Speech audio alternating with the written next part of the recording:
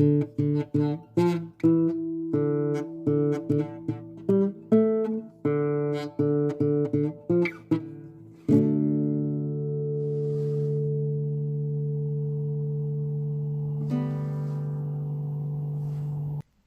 Boys voice.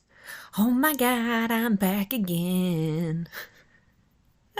That was so cringe. I just always feel so silly when I have 2 episodes in the same week. Hi folks, it's Cricket here as the winner of 234B.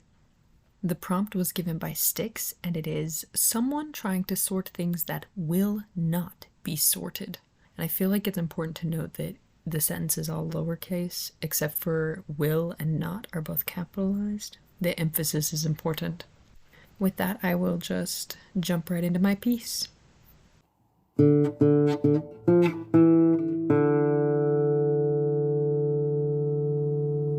1979.05.27 Conversation 8.1 Transcript. So, can you tell me a little about what you are? What it's like to be the type of being you are? I do not know why you folk do that. Do what? Insist on trying to name what will not be named. How can we know something without naming it? It's basic science to categorize in this way. I do not know why you think you can understand everything. It is too much for any being. Well, I probably can't, but we as a people, a species, we've made such great progress by sharing our knowledge. Sure, I don't know everything about sea creatures or forest plants or the desert, but other people do, and their study helps me in mine, and vice versa. Be that as it may, your categories hold no power among my kind and others like us.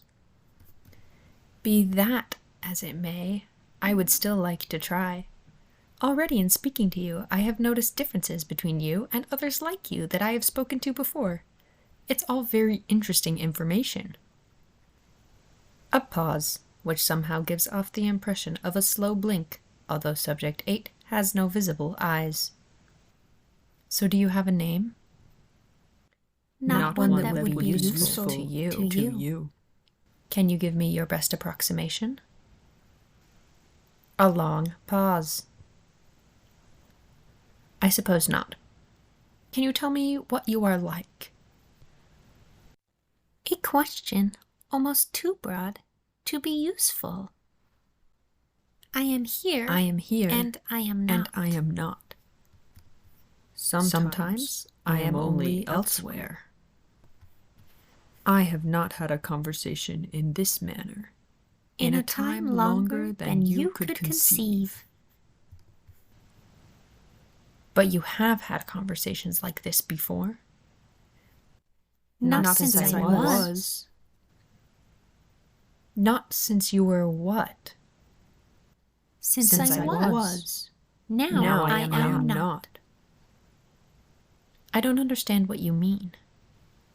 I do not think you can. I would like to try. A feeling like a chuckle. Ask your next question, then.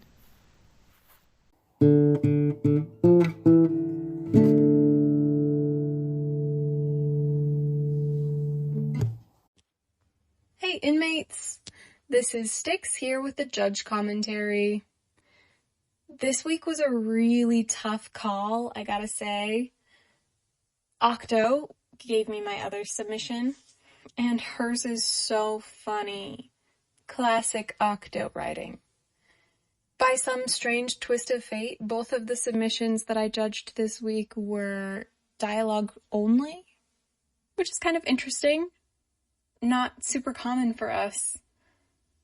I think what got me about crickets, though, is that sense of scientific curiosity versus Octo leaned a little bit more into the comedic angle. We've got some project overseers having a heck of a time over there in that one. But there's something really sweet and pure about Cricket's submission for the week that I was charmed by. It's funny, I think this prompt at least partially came from a book that I read once upon a time, and I could not for the life of me tell you what book it was, because I read it a million years ago, and it's one of those books that you only remember, like, this one scene in really specific detail. But the scene of this book that I remember is that, there's some kind of, like, magical library thing that's happening, where it's a library of magical artifacts. And these kids, this is probably like a middle grade book, but these kids work in the library as, like, assistant librarians, and sometimes they get to borrow the stuff themselves. Sometimes they lend it out to other people, presumably. I don't know. But in the job interview to become a librarian in this magical library situation, you have to go through a series of little tests. And one of them is they give you a bunch of buttons that you have to sort. And the thing is that, like, the buttons are all made of different things, like fur and wood and bone and whatever. And part of the test is figuring out, like, how effective your sorting scheme can be and how you deal with things that don't fit in your sorting scheme. Like, if you're sorting by size, for example, and two things are the same size, then how do you deal with that? And the whole point of it is that, like, no sorting system is perfect, etc., etc. It's a very interesting thing that they do. I remember really liking this book as a kid, but I don't remember what it is. Maybe next time I have something to record for you guys, I'll see if I can give you an update on that. Crazy how childhood memories just emerge every once in a while. Anyway, I hope you guys enjoyed Cricket Scorch this week. I sure did. Check out Octos on the Patreon if you get the chance. It's so good. Alright, inmates, with that, back to your usual programming.